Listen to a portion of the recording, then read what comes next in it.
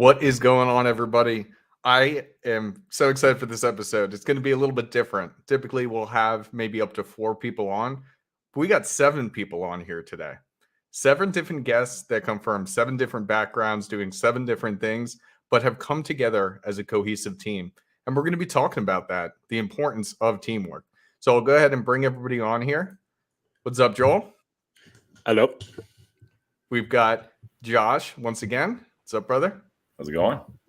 We got Richie coming back. How are you? What's up, fellas? How you doing? Got Ricky coming back as well. What's going on, man? What's up, guys? Nice to see you. We've got Jaron once more.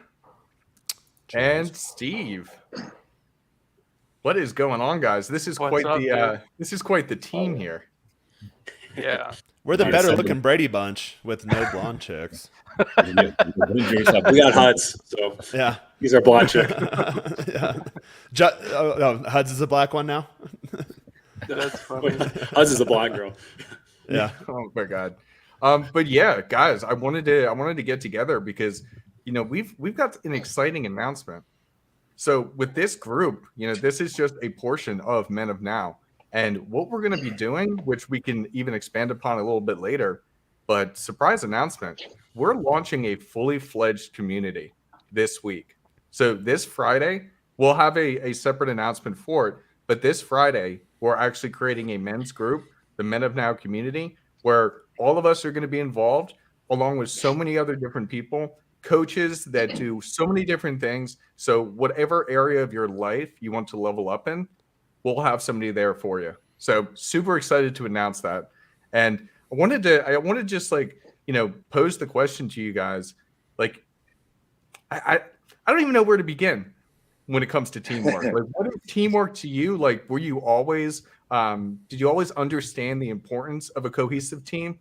Or No. Not at all. No. Think that is for you. No. Yeah. No. It was self-centered all day. I was thinking about this actually, so I'll start us off. Yeah, I was always Joel, like you gotta get that mic. You gotta get that mic right up to your mouth, dude. Yep, Gotcha. there you go.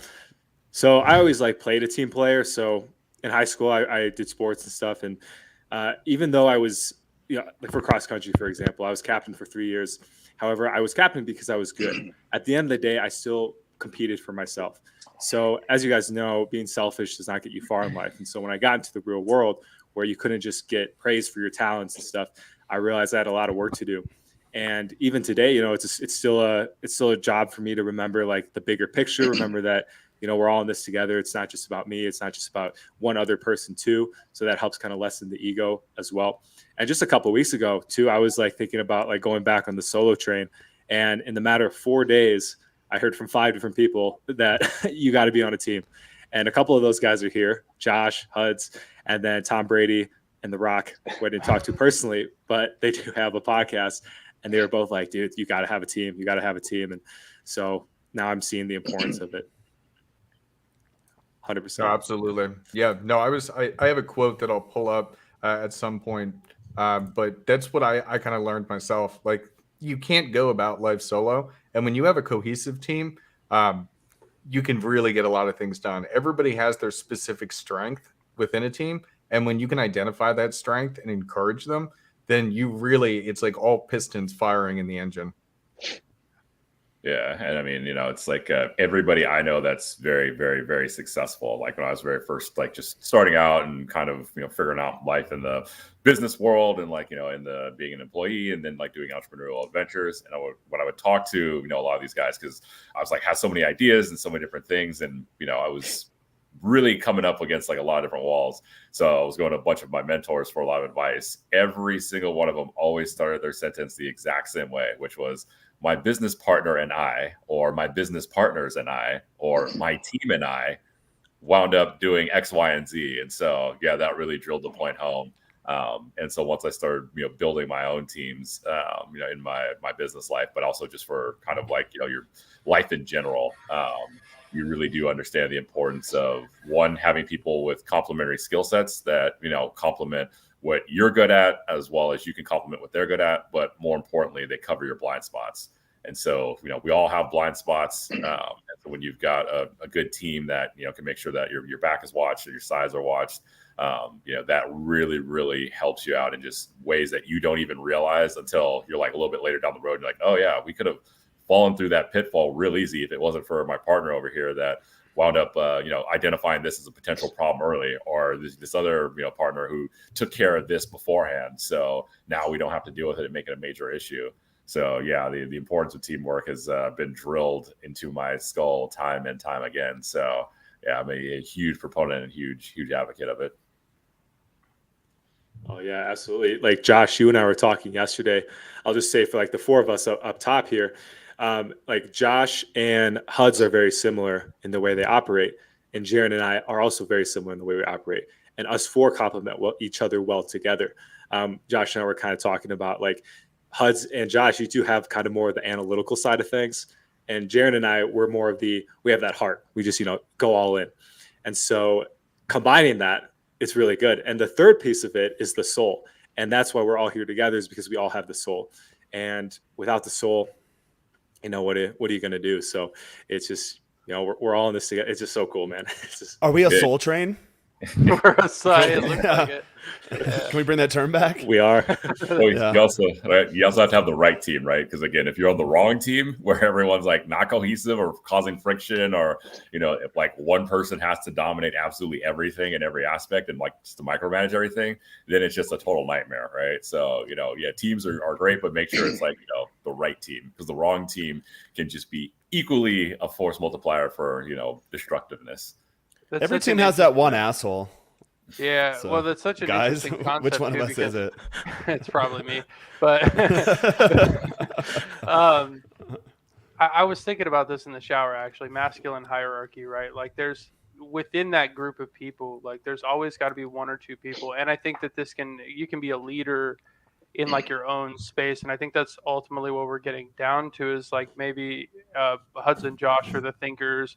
Maybe Jaron and Joel are the heart, or they're the work, and then you've got the execution guy, and then you've got the finance guy. If we're talking business wise, and it's really interesting because like I revert back to like high school sports. I wasn't a popular kid, right? Like but I played every sport, so I felt like I was playing an individual sport within a team. It's like feeling alone within this space, and like you're in this with 11 other guys, or 9 other guys, I guess, if you're playing baseball, and your personal performance is, whether it's exceptional or not, you have to play as a unit, because you have so many different, especially on sports teams, you have so many different people, like in high school, where they're in such different social hierarchies, right? You've got like the 3 or 4 jocks, and you've got like the normal kids that just kind of do whatever they're going to do, then maybe a dork or two or whatever.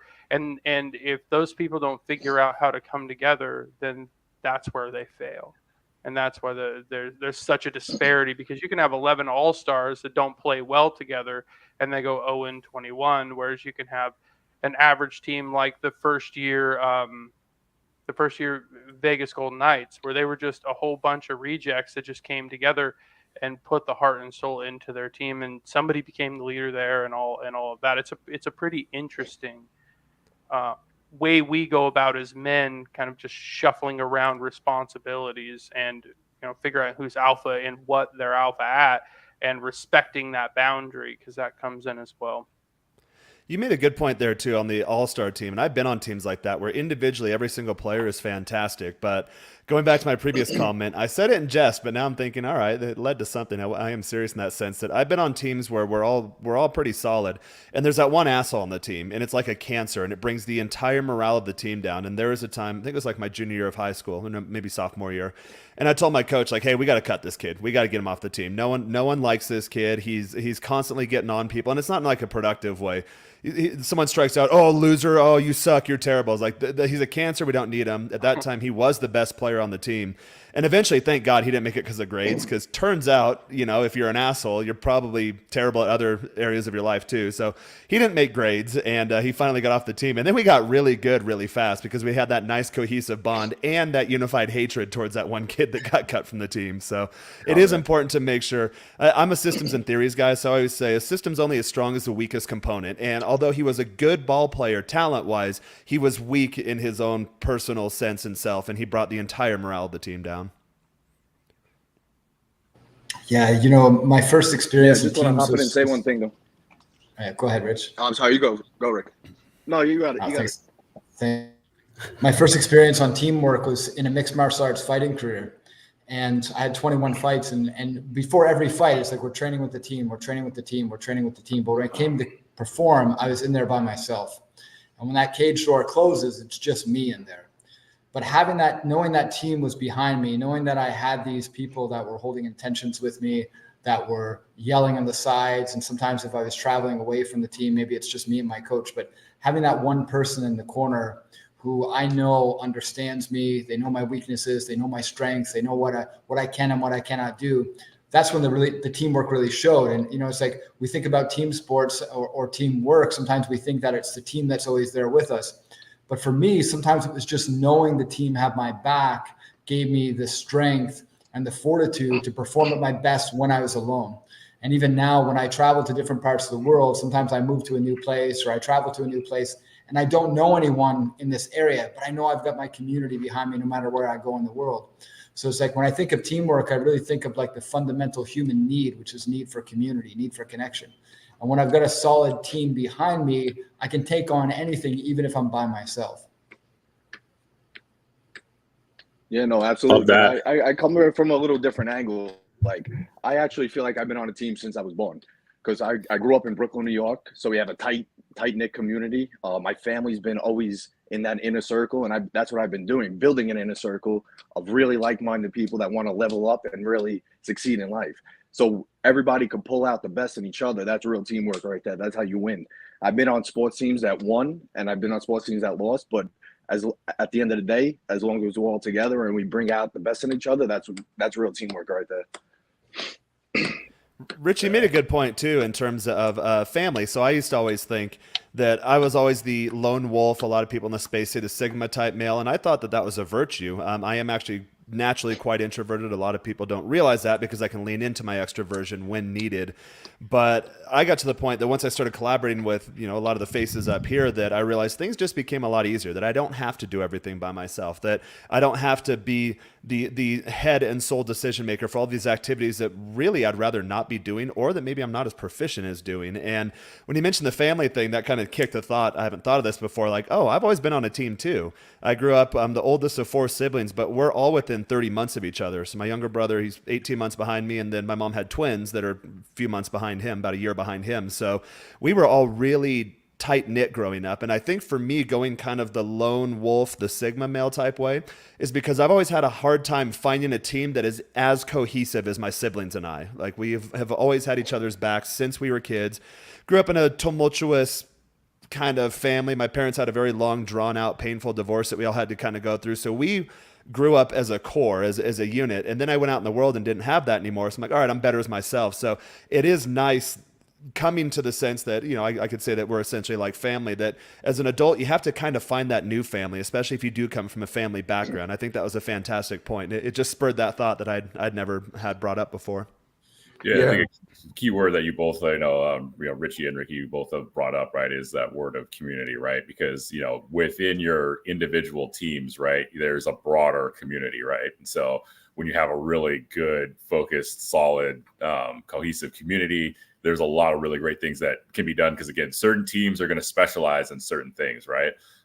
So it's, very fun when you can kind of have like a little bit of like competition, right, between like the individual teams. But again, like broader community cohesion is definitely something that's extremely impactful. Especially that's what makes the internet age such a spectacular place now, because again, you can really find your teammates and your community while not having to be geographically restricted, right? It's like, I mean, all of us are here in this exact same space, you know, in cyberspace, but, you know, our geography is speaking, like we're all completely, you know, separated. And a lot of us have like never actually physically met in person.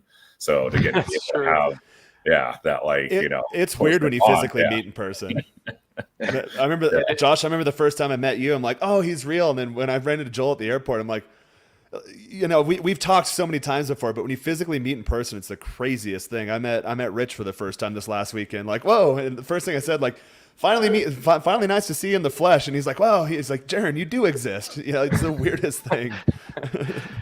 My first thought was when I saw Jaron. My first thought when I saw Jaron was like, he's 3D. Like, he's not this 2D face on a screen. And he's jacked, so I'll give you that one. Like, I'm a big boy down here.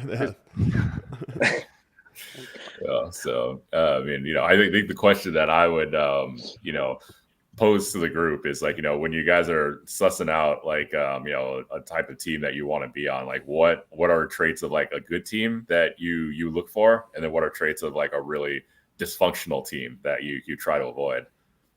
Oh, I'm gonna start with some things that I've been finding are so important, and that's actually what I found from men's communities I've been a part of in the past, is always uplifting each other. You know, if you know exactly what you were saying, Jaron, having somebody on a team that's bringing other people down, it's a poison. And when you have a team where you know, whenever somebody is, you know, they don't necessarily have to be, it doesn't have to be a huge win. It could be small things. It's just showing appreciation. And when you show appreciation across the entire team, it just naturally everybody feels better and you do better. So that's number one thing that I look for. Yeah, I look for like, are they cool? Like, are they bros? That's what I was like. Can I hang with them? Can I chill with them for a minute? And then all the other stuff comes together. But I gotta like you. I'd be like, this guy's cool. Well, how many multi-billion-dollar corporations do you guys know of that have terrible, awful culture? Leadership? Oh yeah, most of them. They all have terrible culture. Pretty much every company I've worked for, yeah, it's pretty bad. I've said this before in job interviews, and it usually gets me the offer to where they'll ask like, oh, what's your hiring philosophy? How do you manage your teams? I always say like, oh, I don't really like top down type leadership structures. I'm more of a flat level leader, open door policy. I take a consultative approach. My job is to be a resource to give my employees or direct reports what they need to be successful, and liaise between upper leadership and them. And then I usually say, hey, I know it's really hard when you're going through a stack of resumes. We all look good. There's all the qualifications there. But when I hire people, usually I ask myself, if like, can I spend 8 hours a day with this person minimum and not get annoyed, or actually be able to vibe with them and get stuff done? That's the first one. Then two, there was a time years ago, I was working for a company and I was going on a speaking engagement, and it was a girl and I, and they sent all of her stuff to Portland, Maine instead of Portland, Oregon. And she was she was a black girl, so she didn't have any of the hair products or anything. And she's like, oh, we'll just get it. We got in late too. It was like 11:30 p.m. when we finally got in, like delays and shit. And we got to Portland, Oregon. I'm like, you'll realize really quickly that Portland, Oregon is like the lightest city in the U.S. and there's no like urban hair products at all. So, and then they also, our shirts for the event, some of like our marketing stuff for the booth, all of that ended up in Portland, Maine. First day of the exhibit was the next day. So we got to improvise. The only thing open was a Rite Aid. So we bought some ugly purple shirts. They weren't even our brand colors. We just kind of made it happen. But she and I had such a good time on that trip. And then we actually got quite a few leads at the event because it was just a funny story. We're telling people like, hey, like, what's going on here? It's like funny story. And like, we just wrote it with stride. And so I use that example like in job interviews, and I usually gets me the offer, which is quite funny. Like, can you handle adversity together is a huge one. And if not, then I don't want to ride with you. I'd rather go by myself. Yeah, I appreciate that. I would say for me, it's authenticity. It's like, how honest can you be with yourself about how you show up in the world? Like, I don't want to hear your stories or your costumes or your fake false identity of who you think you need to be to get loved and accepted. It's like, I want to hear your darkness. I want to hear the stuff you don't want anyone to know about. I want to hear your dark secrets. It's like, I think that if leaders or individuals in general have the courage to show up fully and show up and own all of their mistakes or all of the things that they don't love about themselves, I can trust that person. And when I know, like, and trust somebody, I can follow them, I can learn from them, And I can trust them when things get difficult or when things become hard, because they're going to be real. They're going to show up for who they are, and they're going to bring that authenticity to the rest of the group. Yeah, you're connected on a deeper level too. I mean, you understand more of why that person or why your people, I guess, are the way that they are based on what they've told you. Because keeping secrets keeps you at a distance, and that breeds distrust in the first place.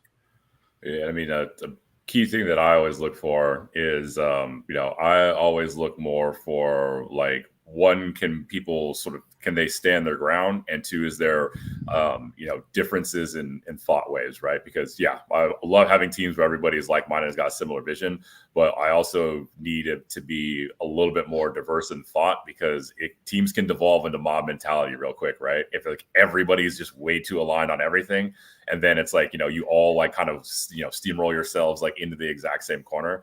So, I love it when I have teams and, I've got business partners or whatever, and I say, hey, I'm going to pitch this idea. And they're like, dude, that's the dumbest idea I've ever heard. But here's like why it's dumb, right? And let's like work through it, right? So, but again, having the ability to like stand up for your ideas, what you think about, and be able to like relay that. One, it makes you respect, the team a lot more. But then also, two, it just shows that, like, hey, everybody in here is not just like agreeable. They're always gonna be like, yes, absolutely. Like, that healthy discord actually makes things better. Because, as much as I like to think that I'm right 100% of the time, I'm right 99.9% of the time. So those 0.1% of the time that I'm not right, I want to know. So, it's good when, again, people can let me know that, but also I can let my teammates know that. And again, they don't take it like, as a personal offense or a personal affront. It's more of like, hey, we wanted the same thing. We have the same vision. We just might be disagreeing about the best way to get there. So again, let's figure it out. Because, again, covering blind spots, sometimes I can see what they can't see. And a lot of times they can see what I can't see. Yeah, I just want to hop in and say the way I went about it is I lead with love. That's the number one thing. If you got like my guys outside right now, we were on a camping trip. We're in the middle of the woods. Everyone has a role. Everyone's doing something, and we're all having fun together, and we're bringing that together. So like any person in my life, whether it's a woman or my friends or my inner circle or a community like this, everyone's has a piece of that pie, and everybody got to bring that stuff together, and it's gonna be huge. Yeah, it goes back to what I was saying with how do people speak to one another? Showing that love and appreciation for the team, and when you see that in a community, it really, because I didn't experience that a lot in most jobs until I got into some of these communities, and then from that, it just kind of changed the course. I mean, the job I'm in right now, I absolutely love because of the people and seeing the different management styles of that. So I really think that's it's just huge. And then Josh, what you're saying, like being able to have those tough conversations when you're disagreeing with the team, how do people handle that type of conversation? Do they get defensive? Do they shut down, or are they understanding and willing to work through that adversity together with you? And I think seeing conflict management, how they do that, is probably one of the most important things. Yeah, even on this team, we've had our disagreements before. I think we had one recently that really it came down to just requiring more information. And that's going to come up constantly. So it's like a relationship when you hear people say like, oh, we never fight. Like, okay, we don't fight, we don't argue, we don't raise our voices, but there should be healthy disagreements. Otherwise, as Josh mentioned, you will fall into a groupthink mentality and you will drive the entire herd off of the edge of a very, very deep cliff with a lot of sharp rocks. So it is a good thing to have that disagreement, but how do you go about doing it? And for us, it's like, hey, here's something that potentially raises a concern for me. However, I don't have enough information to have a strong opinion on it. I said all the time, like, this isn't my area of expertise, but here's the little experience I do have. I have noticed these things. Let's just go ahead and iron these out. Okay, this isn't an issue, then move forward. And I've been real surprised with this team how I wouldn't even call it conflict, just slight disagreements, or making sure that it's more so identifying each other's blind spots and saying like, hey, this could potentially be a liability. It's not, okay, we've assuaged that concern, and then let's move forward in a healthy manner. And I've been real grateful for that. Whereas in corporate America, you don't get that stuff a lot of times. They usually see you just as a widget in a widget maker, a cog in a larger machine, and you are replaceable. And they'll post on their website, I work in marketing. It's like, we need to update our core values. And like, it's all bullshit. They're like, Jared, Jaron, we believe this. Make sure you get that through your marketing message. I'm like, no, you don't. You don't believe that at all because I work for you and you're a douche. Okay, yeah, I'll go ahead and do that. Yeah, conflict resolution is so huge, and kind of going with to Ricky said is like authenticity, and I think business can be a great way to grow as a person too. Because I know my family of origin, we didn't handle conflict resolution well. It was a lot of passive aggressiveness and all that. So this has really taught me like how to actually like sit with uncomfortable emotions and talk about painful things. And like Jaron was saying the other night, we came to a good resolution and life just moved on. It was like, that happened and now we push forward. Yeah, and I think what makes a good team too, right, is you need people that are experienced, and then you need like newer folks that aren't as experienced, right? And so if like you're a newer person to a community, right, and you're not quite sure like, hey, what type of value or whatever it is I can offer, one, just being able to show up and being willing to like keep things going with a positive attitude is great. But then also too, like for us on the more experienced side, right, then it's like, okay, great. We have a lot of knowledge that we can relay. We've got a lot of experiences, like anecdotes, whatever. But again, if you're a newer person, the thing that you bring that a lot of times people overlook is that you have a fresh set of eyes on things, a fresh perspective. So you always can ask the questions that are very much like, hey, you guys have been doing this for like the last like 3 years. Like, why do you do it that way? And it's like, oh, actually, we never stopped to think about it. Is there maybe a better way we could do this? Like, so, I mean, that's what I love with being, teams and having new members on the team is when they're, again, very curious, but again, like going back to Richie's point, very authentic, but also, again, bring those fresh set of eyes and fresh perspectives on things. Because then like, if you really believe in something, explain your belief system to somebody, and then you'll see if you actually really understand what you believe. And so, that's a really, really key important thing when you have a team. That's a fantastic point. Yeah, you bring in like that fresh energy also. Yep. It's exactly. Yeah, and I always tell people like I'm not married to my ideas, or you guys will see this when you're dating. You'll have a girl that has a really hardcore opinion on something, and you realize you're like, okay, go ahead and explain that more. And I'm open-minded, so go ahead and explain that more. How'd you come to this logical conclusion? And usually it's just, oh, it's just what everyone said. It's just what I heard. I'm like, so you don't actually believe it. You just haven't inserted new beliefs or contrasting beliefs and actually kind of weighed them out against each other to see what you truly believe. It's just been kind of prescribed to you. And when it goes to the authenticity thing, I think that's huge too, especially as this pertains to launching this new group. So guys that are watching, I get this for other groups I've been in and I've managed where guys will be like, well, I don't know if I'm at that level, or I don't know really what value I can add. And going back to that self-love thing and the authenticity, you do have something that's ridiculously valuable to other people. And if you can't identify that in yourself, then you're really holding yourself back. And I think a lot of the lone wolf, Sigma male type guys I think if they really were to audit their own internal belief systems, they'd realize that okay, like maybe I don't have something to add, but you do have something to add. Even if you don't think it's much, for someone else in that group or on that team, that may be their blind spot. And you won't even know it unless you actually put yourself out there. So guys, like when you are joining the team, you can sit back a bit at the beginning, but do come to the conclusion or realize really quickly, what is the one thing or two things or three things I'm ridiculously good at that I can really add to this team to bring up the entire team. It's a very good I like point. that. Yeah. I like the love too that you mentioned, because, being in sports in high school, if you said the word love, you're going to get beat up because it's stupid. Right. And now it's just like, yeah, it's all about the love, and it's all about, being There's one. a 3-letter word they used to use back in the day that you cannot use anymore. Yeah. Well, I mean, it's the love of the game, right? So that's the thing, right? And I think that's what it is too, though. Again, when you find those people that have like that common passion, enthusiasm. So, and again, like especially for guys thinking about like joining this group or other groups or anything, right? If you're always like curious or just wondering, like, hey, you got to figure out like what is the kind of like vibe, right, and how well you can mesh and gel with it. But the big fun thing is that there's a lot of like extremely enthusiastic members that are, again, very, very well vested and interested in making sure like everybody like finds their place in their role in their niche. Because again, like going back to what I say a lot of times in consultations, is my favorite thing about this whole entire space is seeing all the guys have the exact same tools, but they all build something completely different. So Jaron might build like a mega castle. I'm going to build a crazy supercar. Joel might build an airplane. Husband, he might wind up building an entire like shopping complex. Like Steve's going to build out a whole like industrial center. Like everybody's going to build something different with all the same sets of tools.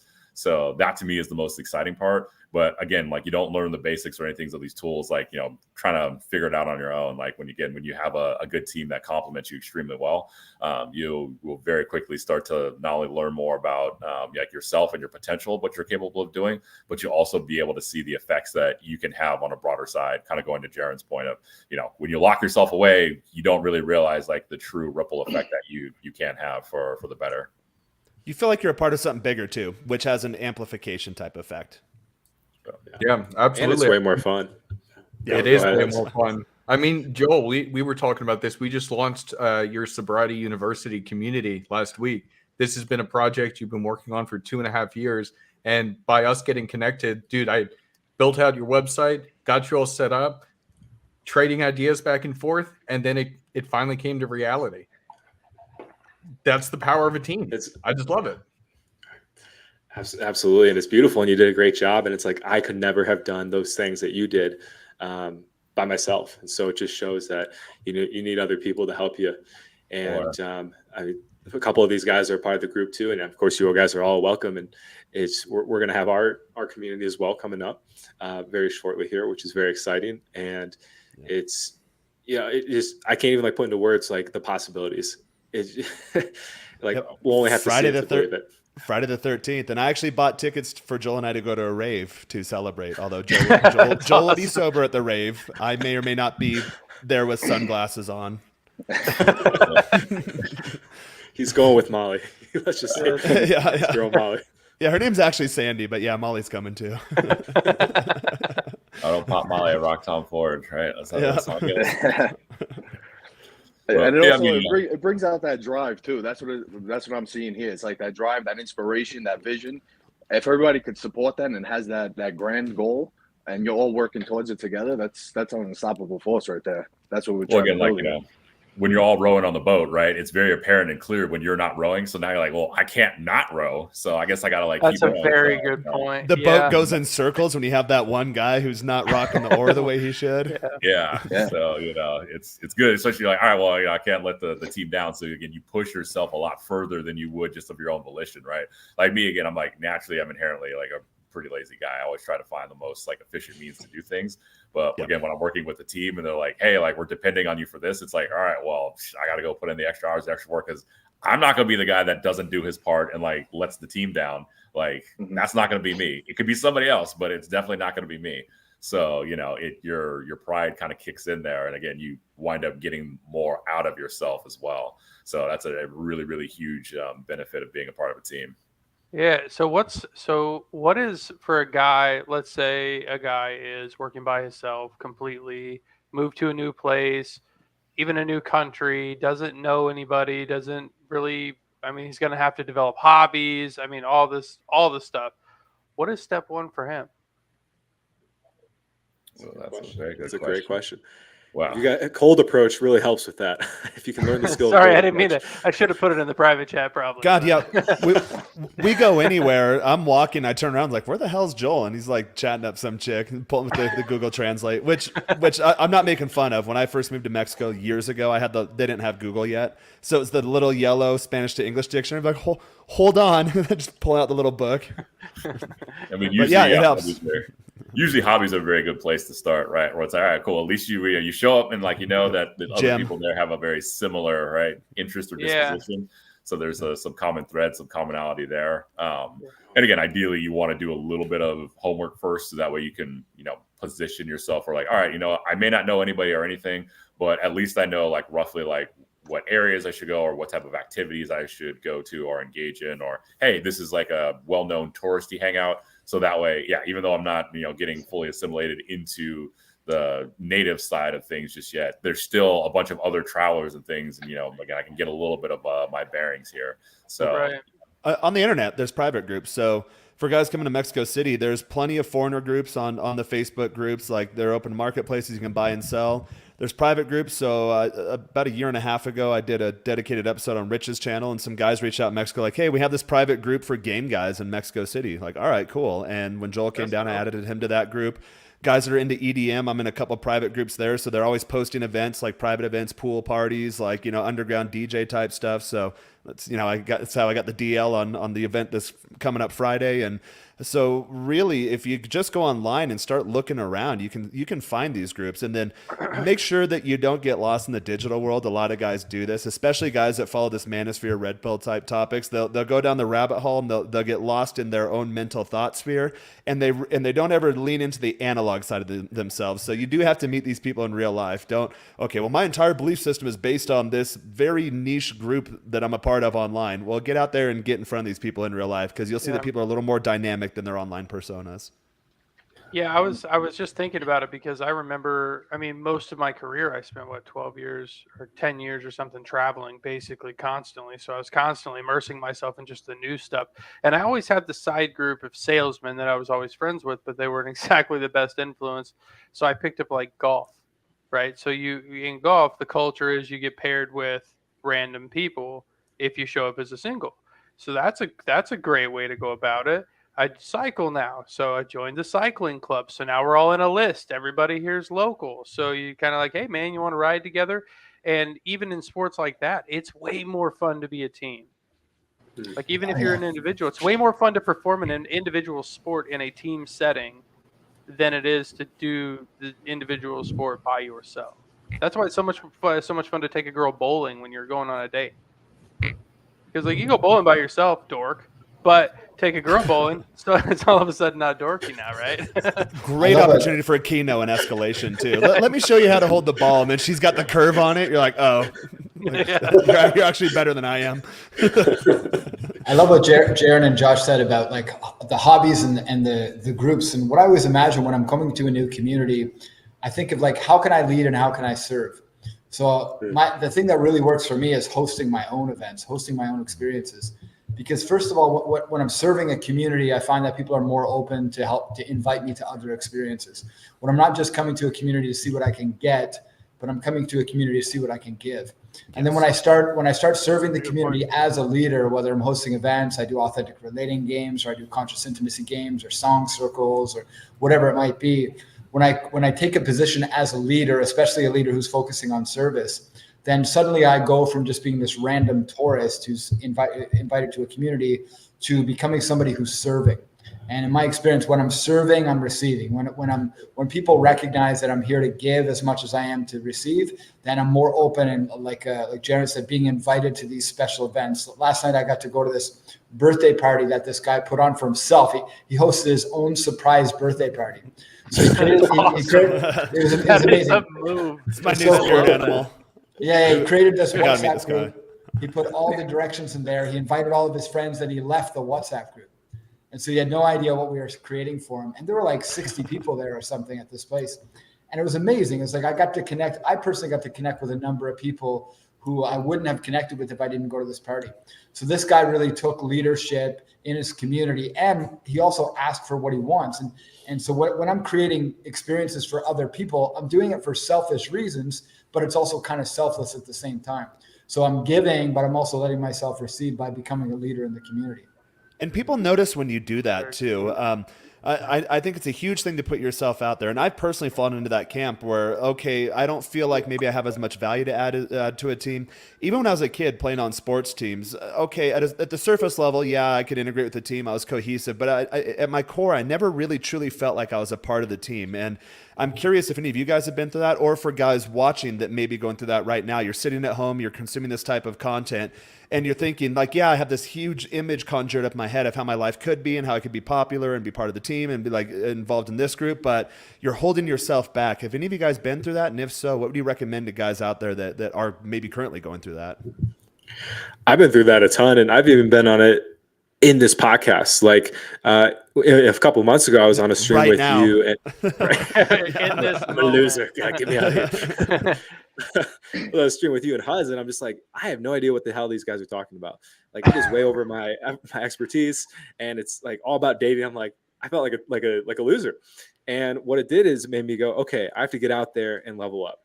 So use it to, if you're feeling that feeling, I would recommend to use it, because it's a sign that something in you is saying that you're not where you want to be. So how do you get there? And from there, I asked Hudz a bunch of questions the next day. He helped me. And then next stream I came back on, having done what he told me to do, and I felt better. I felt like, okay, I belong here. And, I think that's just human too. Like, sometimes I'm like Jaron, I'm like more of an introvert. So sometimes even being in these with multiple people, I'm like, my introvert side will come back and be like, this is uncomfortable, dude. Like, you should go be by yourself. And it's just pushing yourself through that comfort zone. And then it gets easier. Yeah, say like, you have to have a large degree of like trust, right? You got to have like trust in your teammates. But also it's very important never to lose sight of the bigger vision, because sometimes that's what happens, especially when like, people like butt heads or a serious situation comes up and people have differing opinions. Oftentimes people forget they're on the same team and that everyone on the team wants to see everyone win.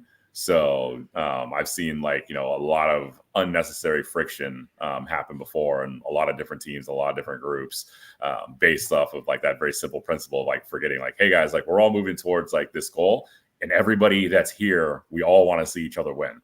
And so it's amazing how sometimes like people can really quickly forget that. And so it's just like, now this guy doesn't like this guy, or these two people aren't getting along, or like half the group is on one side or the other. And it's like, well, at the end of the day, like we all still like want to see each other like do well and win. So, just you have to have that like that level of trust and always keep sight on, the vision you guys are working towards.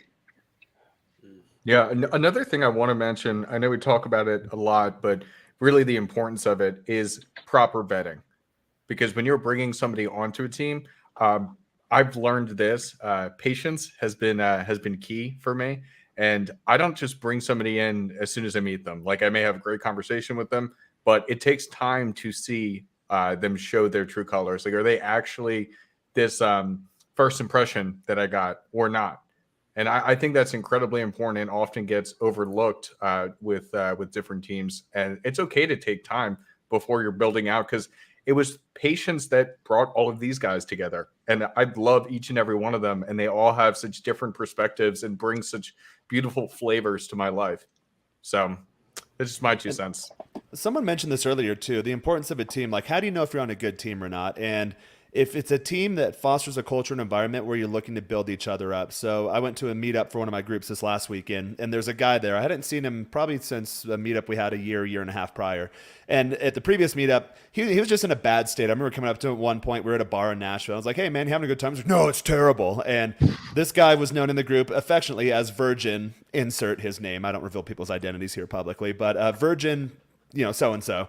And we saw him this time like, hey, Virgin so-and-so, he has a better vibe to him, looks like things are looking up for him. And then he eventually revealed to us, and in some of the private chats, we kind of helped him through it. And I told him at one point, I was like, dude, when we found out that you lost your virginity, we literally all celebrated. We were so happy for you. I was more excited about this guy getting laid than like when I get laid, like after a while, the novelty kind of wears off, like, oh, it's just sex, whatever. But we were so happy for this guy. And then we were sitting around kind of a campfire type thing. We're like, all right, who I present the notion to bury the name Virgin, insert his name tonight. We're like, all right, that name dies. It dies tonight. And the next day we were doing an activity and I let it slip out. Like, Jaron, we buried that name. We put it to bed last night, better than so-and-so put whatever chick he was with to bed. And the other day in another group I manage, someone came out like he did an intake form and like total number of girlfriends, like never had a girlfriend, sexual experience 0. I'm like, so not, and especially if you're a guy in that place, I didn't mean to call him out, but in one of the comments, I was like, so are you a virgin? He's like, yes. I'm like, yes, new challenge. Like I get so pumped up for these guys when they can like finally figure out what they need to do to get through that hurdle. And it's a big hurdle for a lot of guys. That's just one example. We did that in business and fitness and finances. And a lot of guys, they follow me at Gringo Guides because they're interested in the location independence type lifestyle. So whatever hurdle you have in your life, when you're on a good team, people are actively, they're trying to build you up. It may seem like they're trying to cut you down, but for me, like when I called this guy, hey man, are you a virgin? I'm not trying to cut him down. I want to know, because then we know what we're working with and we can help build him up to that level. And then it's almost as if his success is all of our collective success. I feel so good when guys write me testimonials and like, hey man, like, wow, you really cleared a lot of stuff for me. I got out of my own way and then now I'm on fire. Like, what do I do to control the abundance? Like, that's an advanced level thing. And like, when you level up, there will always be new problems you encounter, but they're better problems. Yeah, you definitely have to bring the best out in people. That's a true intention right there. 100%. Yeah. I was just like, just for an example, like, yeah, Jared and I, like, we're going out, we're doing day game and stuff and giving each other tips. And then we come home and we're doing like a project. He gets it done. I'm hopping on my computer and in 24 hours, we nail it out. And it's just like, this is synchronicity and synergy is so strong. And so, we're all just working together. I feel like when we go out, like we went to Sam's Club to like get some stuff for the house, and before I know it, I turn around and Joel's going to talk to someone, and a lot of people, and I say this on my channel, don't assume everyone speaks English in most foreign countries. In tourist areas, yes. Airports, train stations, transitional places, yes. Random dude at Walmart, nope, not going to speak any English. So Joel's getting. So I feel like it's like when you're a kid, like, and your dad's teaching you how to ride a bike, and like he's kind of holding it. Like first you're on the training wheels, and dad's right next to you, and then eventually you take the training wheels off. He's kind of holding the seat, and he lets you go for a bit, and eventually you'll fall over and crash. But I've noticed it's kind of like that with Joel. I'm like, Joel's off, and then as he's pulling out his phone, or I can see, Joel, I've told you this, you can see the face on the people when they're utterly confused. Then I kind of step in, but I've noticed even in the few days you've been here, more time goes by before I have to step in. So as long as you keep putting yourself out there, you'll get it, and then eventually, you'll, I don't know, maybe you'll have to step in for me at some point. And that's how you can bet a good team, though, right? It's like, right, if your team is enthusiastic for everyone's individual wins, right? Nobody's like, jealous or just kind of like trying to downplay it or anything. Like everybody's like on that same way. They're like, oh, like, all right, cool. Like, Steve had a great day today. Amazing. Like everyone's had a great day now because like Steve, did this thing that he was working on. So, all right, like it's, so when you got people that are genuinely, want to see you win, that's how you're on the right team. And if people like, react jealously or try to downplay everything, then it's like, all right, take some serious note about the team you're on.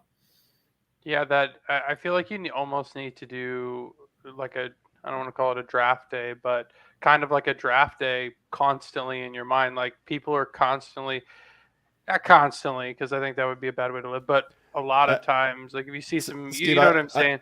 I call it a friend refresh. I think that's the term I use with you. I know what you're talking about. Yeah, where you're just kind of like you're kind of looking out for like those things, like maybe somebody went behind your back for a little bit of cash or something. You're like, okay, he was in a tough spot, I understand, but I'm going to watch him now. And then year comes around and you kind of distance yourself from him and maybe move another person closer and kind of see how that vibe goes. Like, and not completely cut people immediately, but watch for I had a whole thought behind this too. Just look for the warning signs and stuff. Yeah, it's kind of like what they say, right? Excellence is never purchased; it's only rented, and rents due every day. So you always have to continuously just again be monitoring things, right, and making sure that because again, some people are just naturally going to drift apart. Some people are going to like kind of change and evolve, but also too, there are going to be a lot of people that are going to be like very consistent on there. But it's a good sanity check, right, to say like, hey, like, are we? Everything's still good. Everything's still gelling. Because again, a lot of times, right, especially as you transition from like high school to college, right, college out into the world, you do tend to shift your friends, right, or your friend groups like shift around just because some people are just not on the same wavelength. Maybe they've hit their ceiling and you still got more places to go. Maybe you're just naturally going in completely different directions. But again, you always have to be continuously like assessing where things are because we're dynamic, right? We aren't stagnant and just like kind of stuck in place. Yeah. I was actually thinking more in the. It's a good point, but I was thinking more in the way of like people see some version of your success, and they like come in and try to attach themselves to you a little bit, do the koala bear effect, and like, hey, we're cool, and then like you go out and you're like, oh, you're generous, you're like, oh, I'll pay for the dinner, no big deal, like I'll get it this time, and then next time nobody offers, or that person or whatever doesn't offer or whatever, and you're like. Okay, and then maybe you go out with them in a month one more time, and then they're like, you're like, wow, this is okay. Now I see where this is kind of headed a little bit. With those people, I've made the mistake. This happened recently. A lot of us have worked with this face and name before, and we no longer work with this person. But at some point, I think, Heads, I know you know who I'm talking about. A good friend of mine went on his stream and said something publicly about me. I'm like, dude, I never did that. And then this guy texts me. He's like, hey, what the hell, man? I was like, all right, this guy's a weirdo. Like, I haven't worked with him in months. A bunch of them worked with him. Like, gone. Like, get him out of here. And I realize, and it's not just a specific individual. I bring up this instance because it happened recently, but throughout my life, I've noticed you got to be aware of those people that Steve mentioned, those types of people where you're like, I'll get it the first time, and you're expecting reciprocity, and then you realize the more generous you are, the more they kind of burn you, and they don't even necessarily do it intentionally. I don't think this transgression the other day was intentional. I think this guy's just kind of clueless, but it's like I put a lot of time and energy, really wanted to get you to get it, and you're just not getting it. So at some point, I'm like, all right, I got to pull the plug, and I think those of us on this panel who have worked with this individual, I was probably one of the last ones. I was like, oh, I don't know. He has it. And then I've had to get better at identifying these things immediately and just like, nope, out, not part of my circle, not at my level. You will hold me back as much as I want to help you. You know, there's levels to this and you're just not quite there. Right. Yeah. That being said, unfortunately, I have a little bit of a time constraint, so I've got to bounce a little bit early. So not abandoning the team, but have other teams to tend to. People got shit to do. Yeah. Thanks, Josh. No, Yeah. great cast, see you soon, Josh. Yeah, great cast, guys. And Great if seeing you you. guys want to follow me, Happy Sunday. check out my socials. But community's launching; they'll tell you a lot more about it soon. Yeah, I'm Awesome. super excited for that. And actually, as he's going, Josh brought up a good point. Managing multiple teams, you don't necessarily have to be locked into one team. Some people get religious about these things, like especially in the gym, you'll get like, oh, I'm a carnivore guy, or I'm a vegan, or I'm a paleo person. Like, guess what? They all work for different reasons. So add them as tools to your toolkit in that specific That's such example. a good point.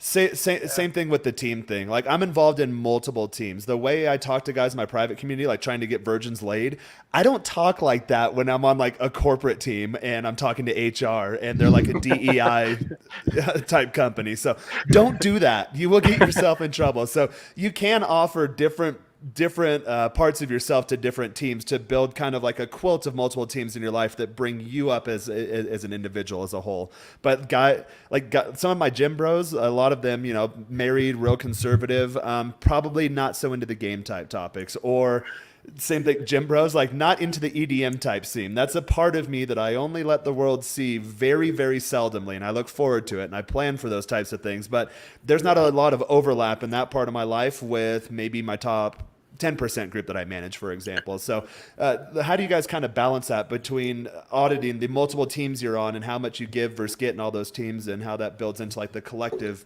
you, I guess, as a whole? Yeah. Speaking in the spirit of teamwork, I feel like I didn't hear much from Richie today, and I had a question for him about what we talked about in our last podcast episode is how Richie has such a strong family, especially relationship with your mom, Richie, and you've got siblings, and I want to know, like, how does being on a team and being in a family and, having everyone feel like they're involved, feeling like they're part of the family, being part of a family must be tough sometimes, because sometimes people feel like they're not included or feel like they're not involved. Like, what have you learned about being in such a strong family about like inclusion and fairness and having everyone involved and keeping the team working together? Well, That's an interesting. like I said before, it's like everyone has a role and your job is to bring out the best in them. Everyone has their own personality, their own strengths, their own weaknesses. And if you bring that all together and you could focus and put them in the places that they have to be, leading with love and leading with good intentions, that's how you bring out the best team you could possibly build. Being part of the team, actually, as an individual that's maybe feeling like they're not included, sometimes you're not supposed to be included because you don't have necessarily the characteristics that are needed for this particular project. It's not that you're not part of the family. It's just that you're just not useful, right? You're just not useful right now to this reality. Like, and that's just being just self-interested. Like, it's like, I don't need to come and do all this stuff with Jaron and Joel and HUDs right now because I'm not useful in this aspect. It's okay. I can go off and do my own thing too. You don't have to be married to, connected at the hip to be part of the family. In fact, using those times to go out and better yourself in the ways that in your strengths and bring them back, that's probably the answer to that question. Because if the person who's like running this project feels like they have to include you, then you being useless in that particular project, for lack of a better term, I guess, will make you feel less included than if you just weren't included in the first place. Yeah, you're taken away from the team. And I think that's a good trait to have, because I've been on especially like professional projects where I'll get on a call and I'm like, do I really need to be here? You know, I'm billing Exactly. you hourly. Do I need to be on this call? Do I need to make a decision? Do you need my insight? Do you want me to take notes? And they're like, oh yeah, none of that. I'm like, can I go? Because I don't want to take away from the team by them trying to find a spot for me when I might not fit. And I think that's a very useful activity. And realizing when you're being unuseful because I don't want to get in someone's way. Sometimes you'll see this like in this whole equity and fairness type culture we have in the U.S. where everyone needs to be included. You're like, no, you don't, because I've been on projects or teams before where I know I'm taking away from the team, and that's a terrible feeling. Sometimes the best way I can contribute to the team is by not doing anything. Like there's been I was a good academic, so I'd be on like college projects or group projects. And there'd be a guy he's like really wants to help out. I'm like, hey man, the best way you can help is like just by not being involved at all. And I'll just put your name on the paper and you're going to guaranteed get an A because I'm a fucking dork. Like this is the best way you can contribute. Like it'll create more work for me to go back and do your work than if I just do it all. And they're like, oh yeah, cool, man. Like, all right, but you're a cool guy in a frat. So when I come knocking at the door, like I am in, like, all right, cool. So. It's Right. it's self-awareness, right? Yeah, this is something that I actually had a lot of trouble understanding because I always felt like if I wasn't being included, then I was doing something wrong or I wasn't useful. But like, for example, building out the website that I'm doing for the community right now, I'm not going to task Jaron or have him involved with certain like design questions on like getting this different like SSL. Although I do have a background, but yep. Yeah, but it's not necessary. You know, it's like I'm not going to task Jaron with building the website just for me to like come in and then have to clean up a couple other things afterwards when he could be spending time working on his course like he's doing right now. But it's coming. It's going to be good. Dude, I've heard great things about it so far from Joel. So it's better suited for you to go ahead and do other things. It doesn't mean that you're not capable of it, but it's just everybody is fitting their role and doing what they're best at so that we all keep moving forward together. Absolutely. Huds, I was same as you, man. Just like, I always felt like I was being abandoned or something. And that's codependency, which Ricky, which us three talk about a lot. And we're going to be talking about more and I know Jaron, you have some experience with that too. It's such a powerful thing. And it's what I've learned over this is from you, Huds, is that it's not personal. It's never personal. It's just what is best for the team. And I would like, even at the beginning of this, I would take it personal. I'm like, oh, I'm not getting included in this. I have a lot to offer, I think, but and I thought I'm a part of the team. Just like you said, Steve, being part of the team sometimes is not being a part of the team. Well, it's also like taking a back seat, and it's okay to be third in line. Like there are leaders, like each one of us in this group right now are absolutely fucking divine at something, and it would be a disservice to that person if my ego came in and said, "Sorry, Richie, I kind of want to take the lead on this one." He'll probably back off and go, "All right, bro, whatever you want to do." But like, what would that accomplish? Like if we're looking at the larger picture of it, it's like let the man lead. He's better than you at this. Like it's okay to pass the fucking crown. And that takes a lot of maturity to get to that point. A lot of guys I've coached, a lot of guys that kind of come to these spaces, they get these weird ideas like, oh, well, I have to be always alpha all the time, or, oh, you're being beta if you're not taking the lead. Well, this last weekend, we went to pretty much like a militia training compound. Some ex-Navy SEALs were out there. I have some firearm experience, but not compared to these guys that have done multiple combat tours, special operations. Guess what? When they talk, I shut up. There's not a thing I can tell these guys that they don't know. And whereas like if I go golfing with Steve, like I golf maybe 2 or 3 times a year with my brothers, like I can hang. I'm not holding up the group or anything. But Steve's actually a really good golfer. So when I'm with him, like, hey man, anything you have to tell me at all, like no ego involved. Like I want to get better. So the next time I go with my brothers, like we're moving things along a little quicker. And it's okay to do that. When guys come down here to Mexico, like again, like Joel, when he goes and starts speaking Spanish with someone, I'll let him go until, it's I'm like, all right, hey, let's get this wrapping up, moving on. But if a cop came up and started hassling him, I would step in immediately. Like, hey, go to the side here. I'm not gonna let some motherfucker shake us down. There's a way to do that, but I have the experience and proficiency there. So it's not a bad thing. It's not admitting that you're weak or you're less than if you can defer to someone else who has more experience. And that's a big part of my evolution where I realized, okay, I'm a leader in these areas.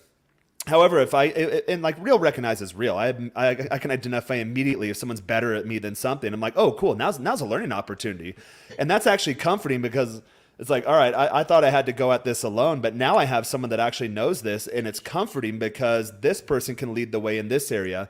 And you'll see it switch sometimes. There were times when I lived in San Diego, I'd go out with a buddy who was well connected with the downtown scene there, so like never had to wait in line, knew all the business owners, get us into like all the hot spots, like always.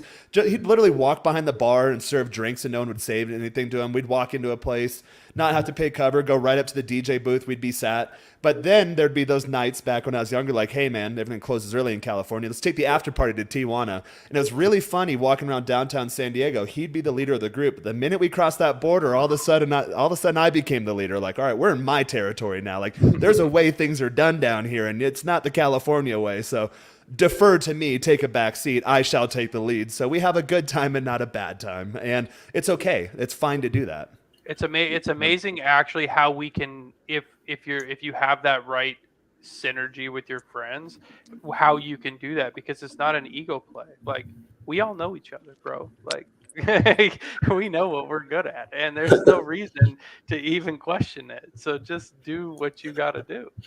Right? Yeah. No, that's great. And we're came up on the 1 hour mark here. I think we talked about a lot of great things to really kind of to think on with teamwork, because I don't think I fully understood it myself until like a couple years ago.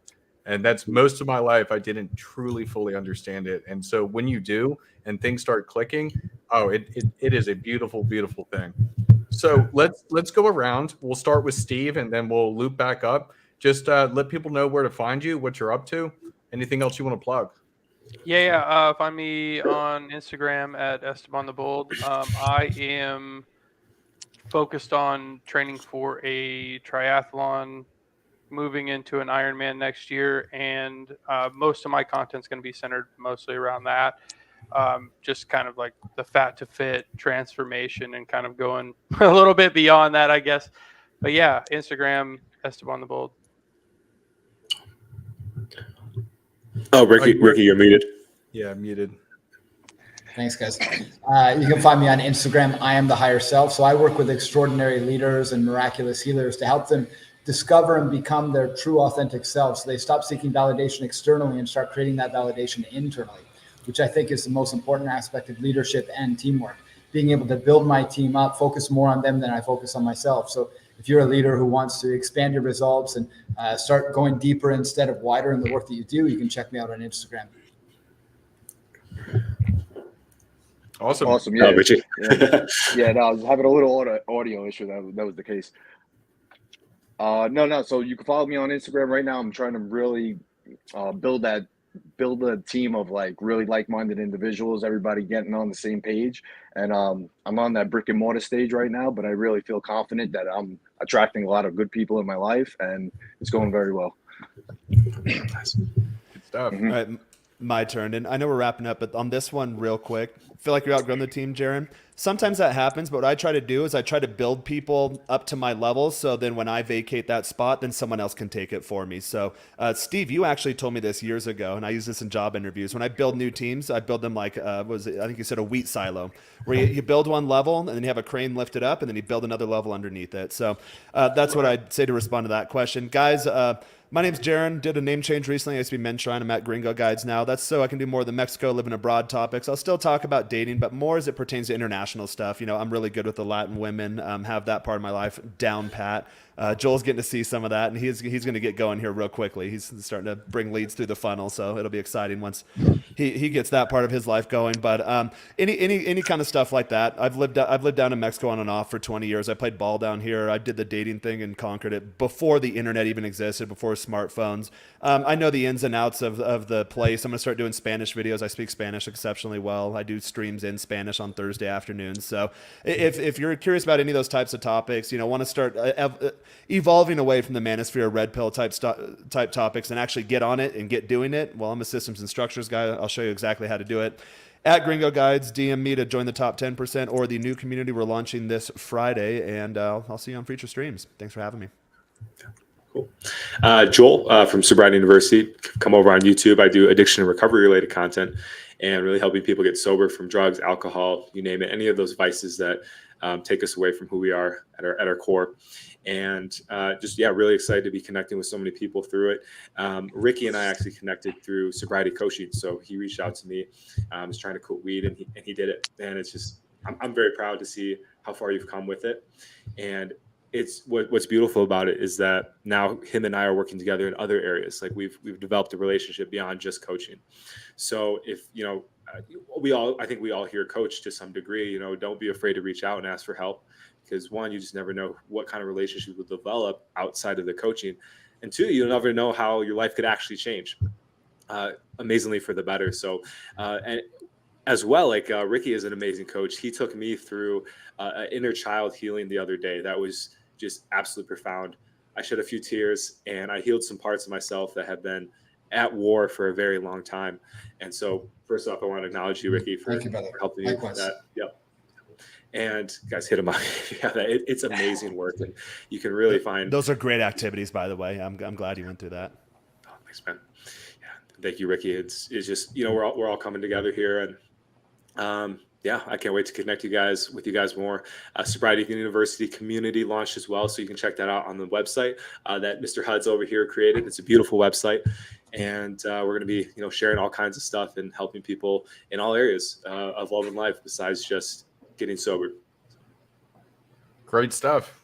So I don't have too much to plug. I mean, as always, you hit me up on Instagram with any dating questions, or if you want to schedule a consult, definitely more than happy to help. I really am. I'm so excited for this Men of Now community. You've got all of these people here that will be involved in some way, shape, or form. And we all come from very, very different backgrounds. With this community, I won't go into all the details, but with this community, it's going to be a bunch of guys all trying to level up. We will have weekly webinars. So you're going to be able to kind of have things that need to be behind a paywall, certain stuff that maybe we can't say publicly, more that I know Jared's got plenty of things that he's itching to talk about. Sexual hygiene kit. I cannot say any of that publicly. I've helped 2 buddies build those in the last month. Like, there's a specific way to do that, and you'll never get STDs, but can't say it publicly. Yep. Yeah, no, it's great. There's gonna be so many interesting things. I mean, every type of niche advanced topic that you can think of that doesn't get talked about, the information's going to be there. So we'll give more information on everything this Friday. But yes, Friday, October 13th, next Friday will be the official launch. So I'm really looking forward for having you guys in there with us, because it's going to be an amazing journey for all of us. And then just as always, like, comment, share, subscribe, all that type of stuff. If you enjoy this type of content, or anybody in your circle that has been looking for stuff like this, or is trying to level up in one area of life, frustrated, whatever, definitely send them our way. I mean, we're doing stuff like this all the time. And then definitely comment below different topics you want us to cover. We're open for anything, and the network is huge. So if we don't have an expert specifically on that, I will get one. So that's all I got. So I just want to say thank you, guys. This was absolutely fantastic. Any final thoughts? Go Birds. The dream work. Yeah, you shut my brain off. I did my outro and I was done. I was like, yeah, good. That's why I'm ending the stream, because I need to go see the Eagles win again. All right. Thanks, everyone. Peace out. Guys. Have a good one. Thanks, guys. Ciao, guys.